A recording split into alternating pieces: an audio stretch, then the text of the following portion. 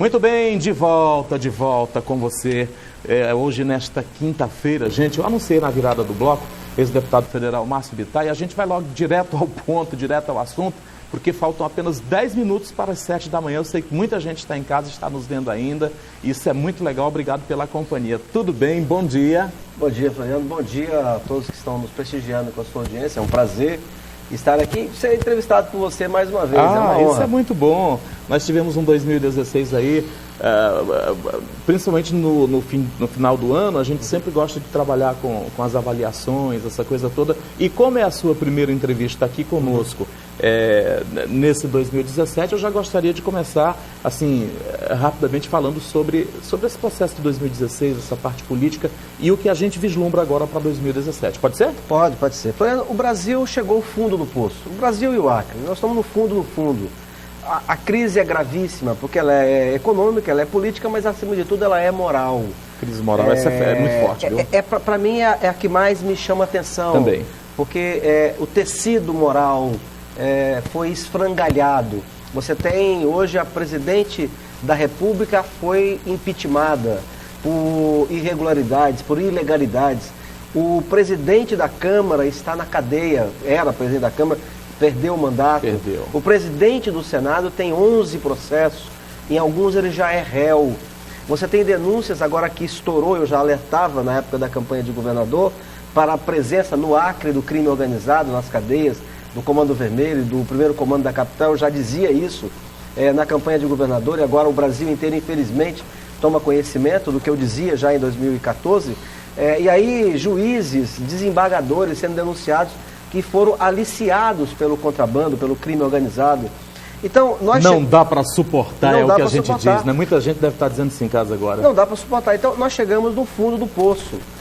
Por exemplo, você pega em educação. A nossa educação está em frangalhos. O aluno hoje brasileiro está saindo do ensino médio sem conseguir elaborar um texto, interpretar um texto. Está saindo sem decorar a tabuada. A tabuada, você foi longe agora, e que é importante, é primordial, né? Quem é entendido em matemática diz que se o aluno não aprender a tabuada, zerou. Ele não consegue aprender o resto. Nos exames nacionais e mundiais sobre educação, por exemplo, no PISA, que é um exame mundial de 70 países, o Brasil caiu nas 3 avaliações. Nós estamos perdendo para países como Peru, como Chile, perdemos há muito tempo já. Então, estamos nas últimas colocações. Quem diria, hein? Na saúde, e o pior de tudo é você saber que não é nem falta do dinheiro, é a malversação, é o desperdício. A saúde pública é um caos no Brasil inteiro, todo mundo sabe disso. E agora a segurança pública. Quer dizer, olha a barbárie em que chegamos. Não há mais um pai de família e uma mãe de família que ande no Brasil sossegado. O crime organizado tomou conta. Eu já vinha dizendo isso, repito, desde a campanha de governador. O Brasil hoje é o país que mais mata no mundo, em termos absolutos. E mesmo em termos proporcionais, estamos nas primeiras colocações. A época de dizer, olha, o Brasil é um país pacífico, ordeiro, sossegado, é mito. Isso já foi embora. Que eu digo os turistas, hein? Então, o Estado faliu. Se o Estado não consegue dar segurança às pessoas, e o Estado foi criado, em primeiro lugar, com esse objetivo, de ser o detentor da lei, do poder, da repressão. Essa é a primeira função do Estado. Não consegue dar segurança para as pessoas. Eu fiz aqui agora a campanha municipal, pude observar de novo na Baixada. Eu me lembro... Campanha de vereador, né? Vereador, agora, de prefeito. Esteve pleiteando também, Esteve, né? Para minha honra, ele é o primeiro suplente de vereador do PSDB, que para mim é uma coisa... Claro. E ele tinha que começar a política como pai, sem mancha. Não pode começar a fazer campanha. Aí você viu tudo isso nesse período, mais ainda. Você vê um monte de lojas fechadas, que é a crise econômica, outro monte de lojas alugando, pedindo para ser alugada, né? Placa de aluga-se, e quase todo mundo com toque de recolher. Então, se o Estado não consegue prestar segurança às pessoas, uma educação de qualidade, nem saúde, ele faliu. E aqui no Acre não é diferente. Por exemplo, quem nos governa vai completar 20 anos. Eles começaram falando da florestania, Jorge Viana, Marina Silva, que era basicamente assim: nós vamos resolver os problemas do Acre sem mexer no meio ambiente. No máximo vamos pegar uma folha, uma planta, para fazer produtos farmacêuticos, um coquinho, e vamos resolver. E se esqueceram, isso é um engodo, porque se esqueceram que a origem de toda a riqueza da humanidade está no meio ambiente. Então, em um grau maior ou menor, ou ele é acessado ou você não gera riqueza. Bom, 20 anos se passaram e o governo que dizia que ia cuidar do meio ambiente não conseguiu plantar árvores. Rio Branco não é arborizada. Marina foi ministra, foi tudo, eles foram tudo, governaram o Brasil, o Estado, o Senado. Marina foi ministra, não conseguiu recuperar o Igarapé. O Igarapé é São Francisco, que passa aqui, que é o esgoto a céu aberto. Quer dizer, o governo que diz que começou no Acre dizendo da preocupação ambiental. Aí veio o Tião Viana, o atual governador. Ele disse, não, vamos industrializar o Estado. Mas aí na visão de esquerda, industrializar o Estado para a esquerda é o Estado se intrometer na economia. É o Estado querer fazer o papel de empresário. E o Estado não tem capacidade para isso. Por isso, aonde se meteu, com o dinheiro público, endividando o Estado, endividando as famílias, faliu. A fábrica de peixe, infelizmente, não tem futuro. Como não teve futuro e não tem futuro por conta própria, a não ser com o dinheiro das pessoas lá dentro, a fábrica de taco, a fábrica de camisinha. Então chegamos ao fundo do poço. Deputado, o que fazer, hein, num momento desses, que nós temos aí um governo, o presidente Temer, um governo provisório, digamos assim, porque daqui a pouco já se encerra, claro que demora um pouco, mas é um governo, alguém diz é um governo tampão, uma coisa assim. O que é que pode ser feito, hein? Como é que o senhor analisa as medidas atuais adotadas pelo governo federal? Ontem eu vi o governador Pezão negociando dívida de Estado, pactuando, o ministro Meirelles, aquela coisa toda, o que está sendo feito com outros estados também. Olha, se vislumbra um novo horizonte? Quando você chega, a única vantagem, né, de você chegar ao fundo do fundo é porque não tem mais para onde você ir. Então eu espero que esse parto que o Brasil passou esses 2 últimos anos, porque essa crise desde 2015 inteira, 2016, o desemprego ele dobrou. O desemprego é um câncer, viu? O desemprego de 2014 para final de 2016, ele praticamente dobrou. Hoje nós temos quase 12 milhões de pessoas desempregadas.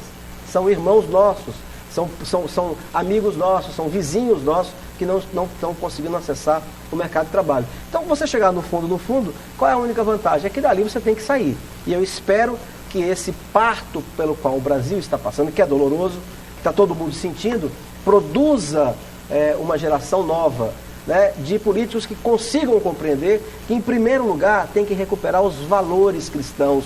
Sabe, se você não tem caráter, não adianta programa. Ao longo dos anos, eu escuto muita gente dizer o seguinte, olha, candidato tem que ter um programa. Sim, ele tem que ter um programa, mas antes do programa, ele tem que ter caráter.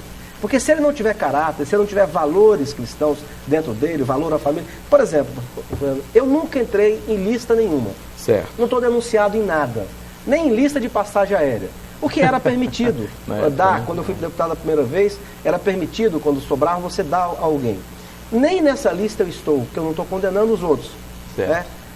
Mas o que é que evitou eu passando pela primeira secretaria, administrando um orçamento do tamanho do orçamento do Estado, no caso da Câmara Federal, da Câmara Federal, o que é que me ajudou a não cometer nenhuma ilicitude, a tomar cuidado em montar uma assessoria capaz de me auxiliar nisso e tal? Sabe o que foi, Mariano? Um dos valores cristãos, o amor que eu tenho à minha família e o medo que eu tenho de envergonhá-los, e não só a minha família, mas as pessoas que confiaram em mim.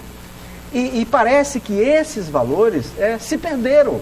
Então, em primeiro lugar, que essa crise brasileira gere uma nova classe política que, em primeiro lugar, recupere valores. Caráter, né? O programa vem depois. E, basicamente, o programa que nós temos que fazer é um programa que cresça economicamente o Acre e o Brasil. As reformas que você me perguntou são fundamentais. São fundamentais? A reforma da Previdência é fundamental. Não adianta vir com a conversa de que ela não é deficitária. Ela é deficitária. Mesmo que a Seguridade Social não é só a aposentadoria do servidor público. Mas se você pegar só ela está dando 2,5% de prejuízo PIB anual. Então, não tem como continuar. Quer dizer, o mundo inteiro aumentou a idade mínima de trabalhar para ser aposentado. Então, vários privilégios no legislativo. Aqui mesmo, nós temos aposentadoria de governador até hoje. Eu fui contra, apresentei projeto, nós acabamos com a aposentadoria de governador. Quando eu fui deputado estadual, iniciativa minha, com o deputado João Corrêa, que aprimorou o projeto, Depois o PT voltou, na era do PT eles voltaram com a aposentadoria. Esses privilégios todos estão acabando com o Brasil. A reforma trabalhista é necessária. Se você é meu patrão, eu faço um acordo com você e somos maiores de idade vacinados, por que ele não vale? Por que a justiça tem que entender que eu sou incapaz e ela seria mais capaz do que eu para achar o meu direito? Então, a negociação livre entre funcionários e a empresa, ela tem que valer lei, que é uma das propostas. Agora, qual é o problema deste governo em aprovar as reformas? Esse governo montou uma equipe econômica de primeiro mundo, o governo Temer. Né? Agora, o problema não é a qualidade da equipe, o problema é que este governo, ele também é fruto desse mundo político que o Brasil gerou, que é podre. Então, dezenas de pessoas envolvidas no Lava Jato. Pois é, ministros, tanta gente logo de cara, né? Então, isso fragiliza o governo. Não tem como agir tão bem. Então, as reformas são necessárias, mas em função da fragilidade do governo, ninguém sabe o que a Lava Jato revela na semana que vem. É verdade, tem muitas águas ainda aí. Então, você não sabe, não dá para prever até onde chegaremos. Mas eu, como brasileiro, independente de ser candidato, mais ou não, como brasileiro, como pai de 4 filhos, daqui a pouco vou ter neto, espero que as reformas aconteçam e que o Michel Temer possa entregar um Brasil em 2018 pronto para levantar voo de novo, como se fosse uma nave avariada que está hoje sendo reformada.